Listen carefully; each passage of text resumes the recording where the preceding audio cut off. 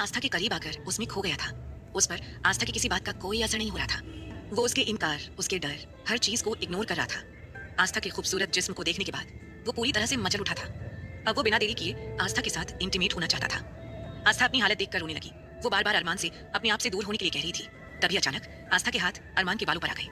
अगले ही पल आस्था ने अपनी पूरी ताकत लगाकर अरमान के बालों को पकड़कर खींचा। अचानक ही अरमान रुका।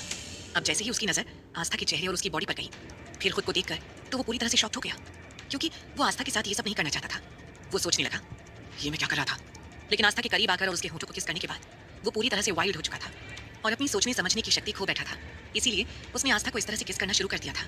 लेकिन इससे पहले कि वो पूरी तरह से आस्था पर हावी हो जाता, आस्था ने तुरंत उसके बालों को पकड़कर कसकर खींच लिया था। तब जाकर अरमान हटा। अब आस्था का ध्यान जमीन पर पड़ी हुई अपनी कुर्ती की ओर गया। आस्था ने तुरंत वो कुर्ती उठाई और उसे अपने सीने से लगा लिया और फिर जोर से रोने लगी। वहीं अरमान एक पल आस्था की ओर देखकर जल्दी ही बाथरूम से बाहर निकल गया, क्योंकि अभी उसका वहां खड़े रहना काफी मुश्किल